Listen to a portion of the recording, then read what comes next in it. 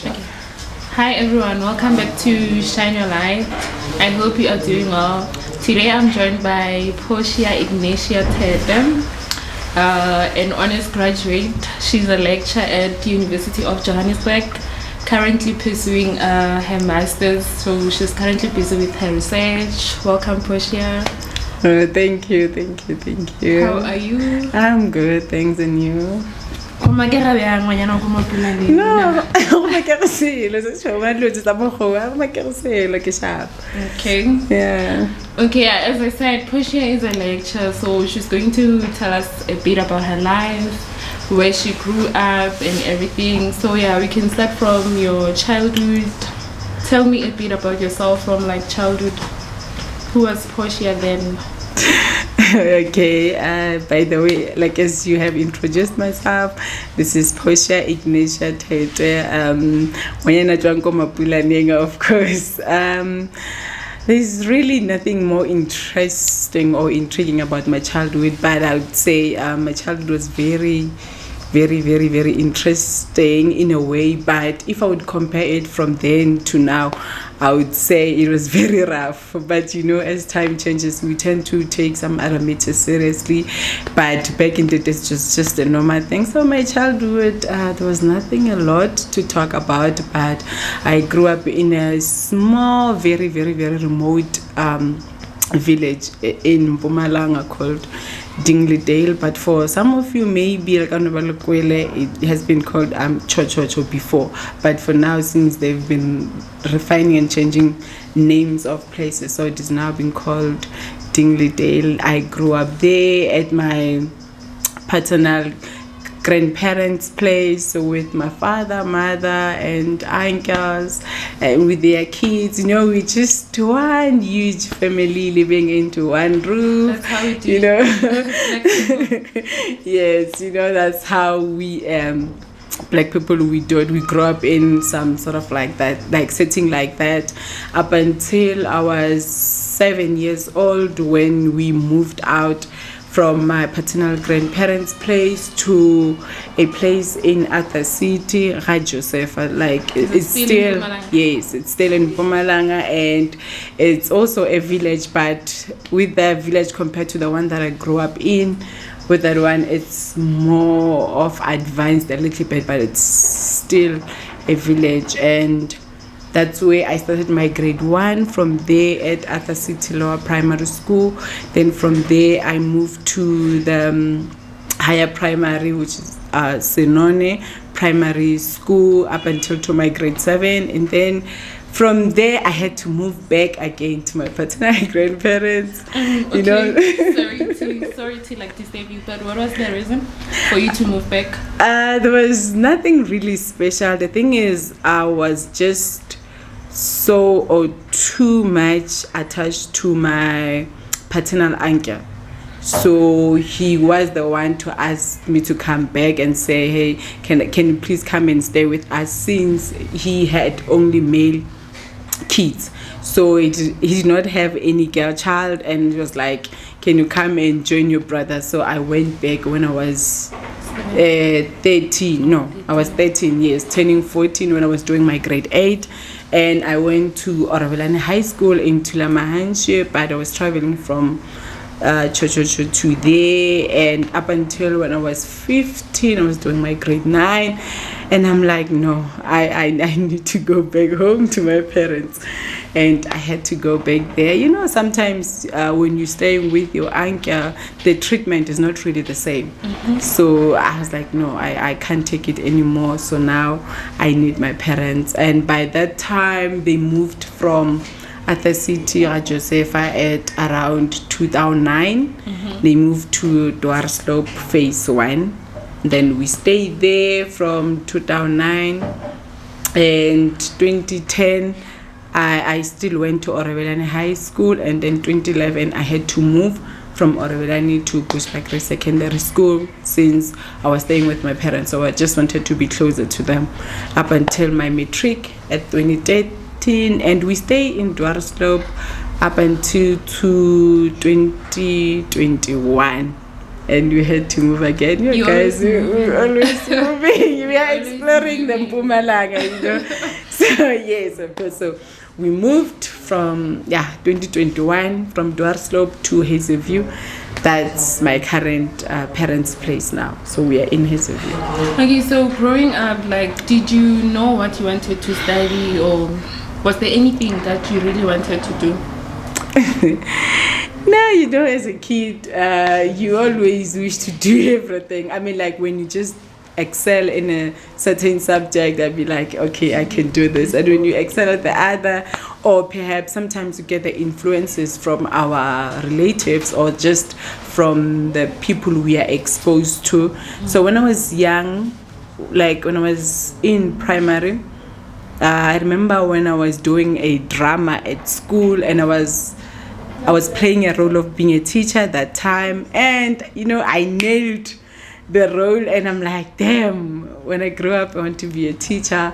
But you know, as we grow and external forces become involved, they just influences us otherwise. Change your mind. Yes. And when I was in high school, I'm like, no, I want to study law, because I remember I was chosen for there was another program at school. It says take a girl child to work. So they took us to magistrate court. Is it technical? No. It was just another program that with us at my school, it was just run by the people at the magistrate court. So we call it NAD. Okay. So it was just a small program to say taking a girl child to work.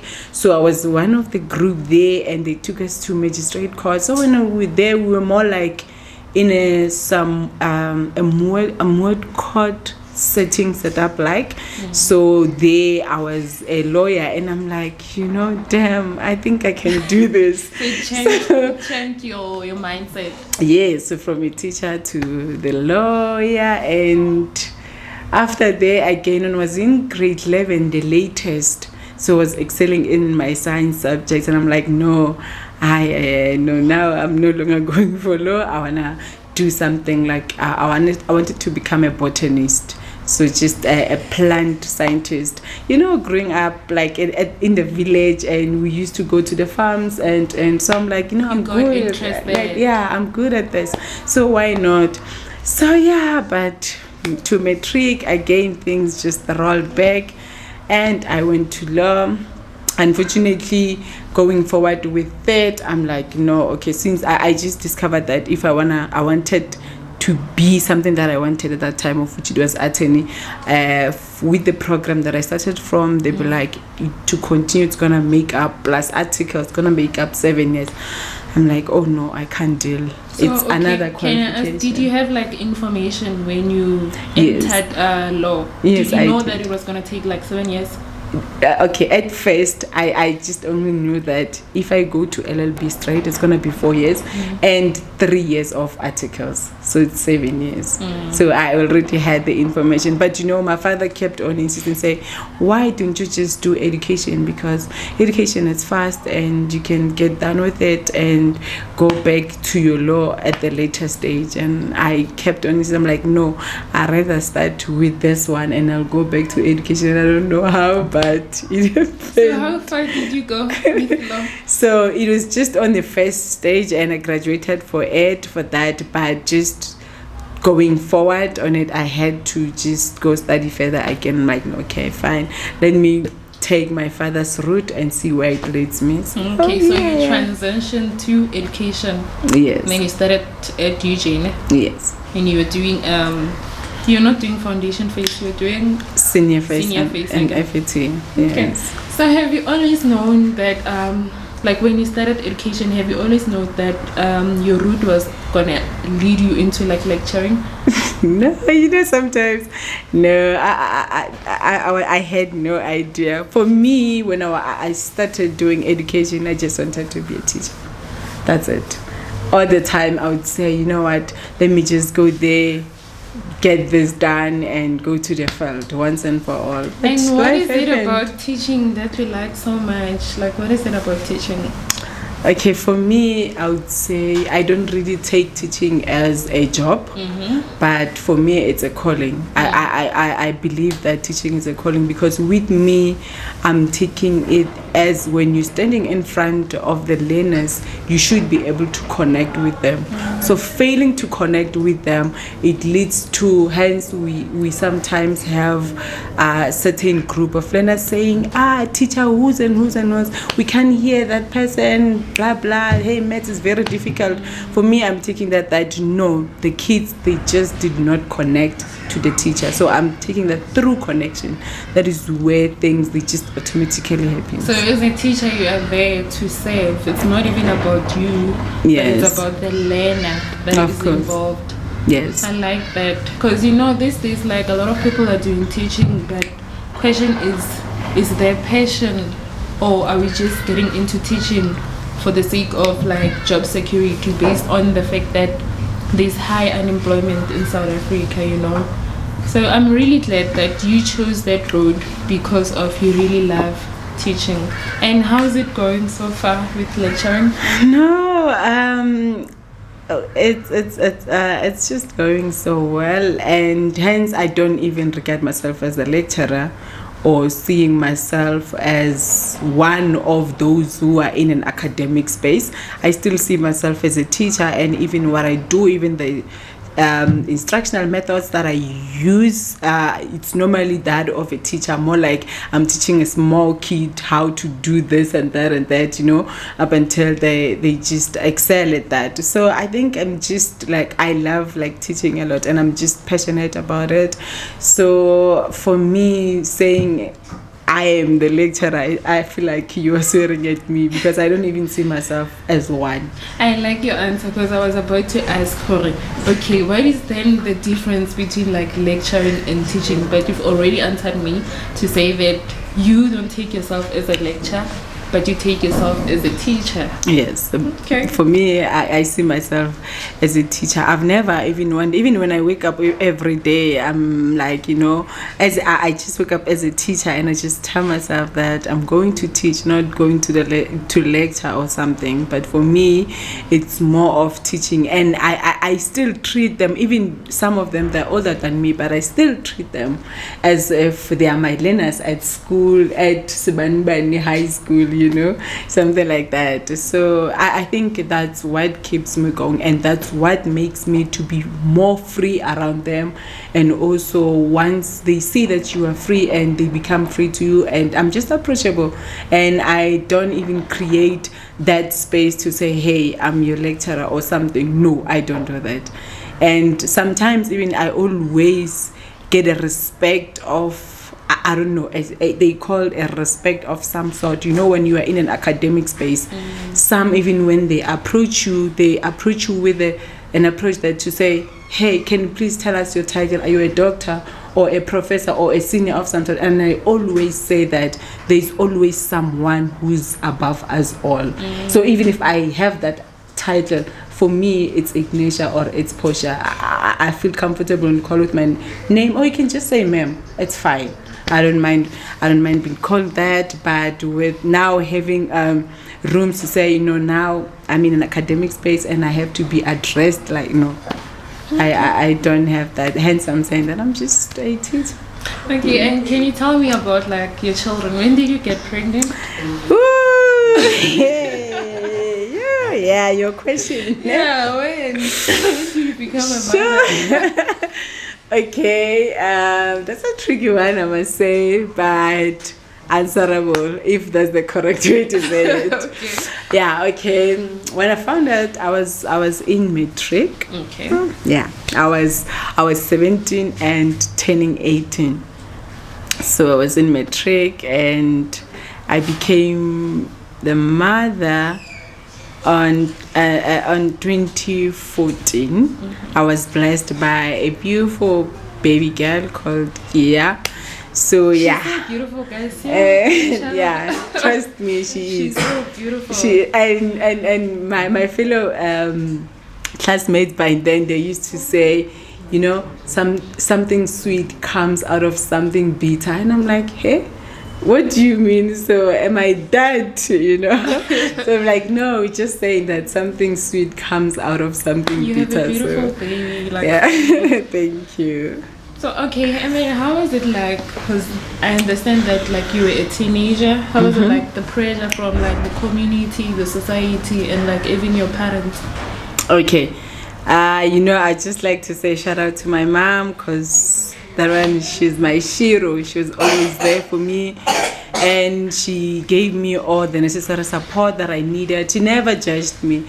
Actually, she was the one breaking this news to my dad, and by the time my dad was like, okay, so she was like, hey, you just saying okay, and my dad was like, okay, what can I do? There's nothing. It's a Should I send my daughter to packing and just say she must leave the house? So my mother was like, no, it's just, like, unlike fathers, because some fathers, they'll be like, yo, we can't, like, if already you feel like you have all grown up and you must pack your things and go. But with my mother, she was supportive, and with the community, people, they always talk, but I just thank me actually, because I was strong enough to stand that, and I wrote my matric and I passed very well. It was like as if everything was going well, but even though the pregnancy and all of that, but everything was just good, and I did not really pay much attention to what the community or what the people around me were saying. But yes, it was not an easy journey, I won't lie, but well, I conquered. That's nice. And it's all thanks to God and your mom for being there for you. Like, we really appreciate, because look at you, look at the woman that you are today. Imagine if you gave up at that stage and be like, you know what, I'm just gonna focus on this child. But you didn't. You carried on with your studies, and I believe that is remarkable. You are such a remarkable woman, and so much like there's so much that I can say about you. Like, I just love how you carry yourself. I love how passionate you are, and yeah, you're just an amazing woman, man. How do you cope with long distance parenting, because your child is at home and you at the side? Yeah, that's a tough one, and I've never really thought of that, but you gotta make things happen. It's not really easy, but I kept on telling myself that, you know what, I'm not doing this for me, I'm doing this for my kids, I'm just doing this for my upcoming generation. It's not really easy, but I'm just keeping it strong. But I go home more often. I do. Sure. Yes, I do make sure, especially on long weekends and also during the holidays. I always make sure that I go home, so I don't really feel this long distance thing. And we communicate every day more often on video calls and even on voice calls, just to make this work. So you make sure that the relationship keeps going even though you're not like really around. Yes, because it's more like I'm just there, like I'm there full time, and I make sure that I take care of everything that they need, so that they don't really feel my absence. And how's your relationship with your daughter? Does she understand? Okay, this is mom and this is yeah, she knows that. At first, even before, I think it was around 2015, 16, 17, she used to call me by sister, but now she understands and she knows that I'm her mother, and we're getting along. But even though sometimes it's a bit tricky, she acts as if I'm her big sis or something, but she really knows that I'm the mother, and even the respect of a mother I still get from her. Oh, that's nice. Okay, and what do you wish for your children? And she has 2 children, guys. There's another one, Pitullo. Okay, with that, I just wish nothing but all the best for them. I just want them to go to school and to do well for themselves. If they don't go to school, at least they should have something that they're good at, so that they can pursue to make living out of that. For me, I don't maybe see them as okay, or maybe just forcing everything onto school. I understand that there are those who does not really have the education thing in them, but they're good at something. Could be they have certain skills, could be singing, it can be acting or drawing or some sort, but I just want them to just make sure they stay focused and they pay attention to whatever they're good at, and start living out of that thing that they're good at. So basically, you don't have any specific careers for them. It's all up to them. When they grow up, they'll decide what they want to do, right? No, I can't, because I know even myself where I am, it's by choice, even though there's just a certain influence from my parents, but after all, it was by choice. So I just want that for them. I want to give them the freedom that they need. And why did you come to study in Joburg, not in Mpumalanga? What was the reason? Okay, the reason is that in Mpumalanga there are limited courses. So in Mpumalanga, if you want to do something like law or science subjects, science courses, so that side, it's only when you want to do agriculture, that's where you can study in Mpumalanga. But with education, they also do have in Mpumalanga. However, it was not the education that I wanted. It was for the foundation phase, and for the foundation phase, I don't think I would cope. So I came this side because of the limitations that is there in Mpumalanga. So but there's hopefully, lack of opportunities. Yeah. And how many universities do you have there? We have one university, and also the second one, it's University of Technology, which is TUT. Yes. Okay. Oh, yeah, that's tough, eh? Okay, so since you mentioned the limitations that you have in Mpumalanga, like, what do you wish to see happen in Mpumalanga? Because it's a province and there's children who are growing up there. Like, what do you wish for Mpumalanga? I just hope, for the best for it. Especially big up to my university, my my hoodie university, whatever they call it, to at least grow and develop from where it is.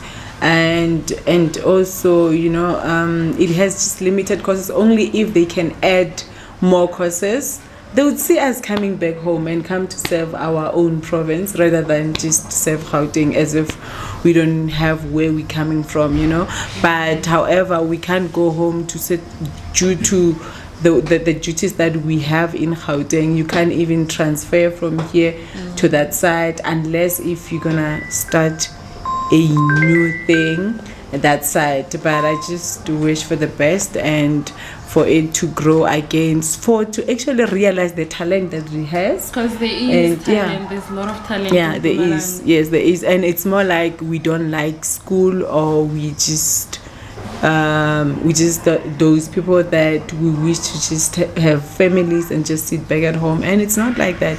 Some of us, it's just because of the resources.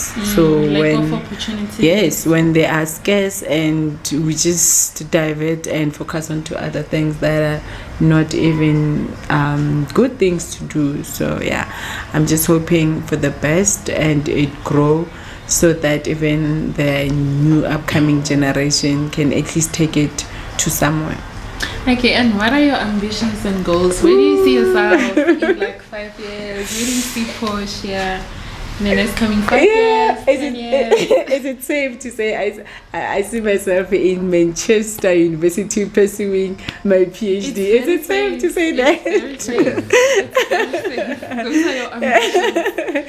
Yeah, but it's just too ambitious. I'm just kidding. I don't see myself in Manchester, but yeah, I see myself having or being a PhD holder and just pursuing what I like most in life, of which is school. Guys, I'm just a fan of a school. I don't know whether it's school was a sport. And yeah, I'm just a fan. Yeah, I it's a dialect from Sepedi. I always say to my students to say that there is no speaker for Sepedi. We all speak other dialects of Sepedi, and then we just come together to meet where there is Sepedi, but there is no speaker who actually speaks Sepedi. Do you not find it difficult to teach Sepedi as Mpumalanga? I think it's just by love and passion, just loving what you do and practicing it more. And I don't know, but with me it comes natural. I don't know how, but it comes natural. And sometimes even when I'll be around people who think I come from Limpopo, I'm like, your Sepedi is very good. I'm like, yeah, Sipulana, it's still the dialect. It comes from Sepedi, and trust me, the Bapulana people, they excel in Sepedi like nobody's business, because we have a lot of words that we use them in Sepedi.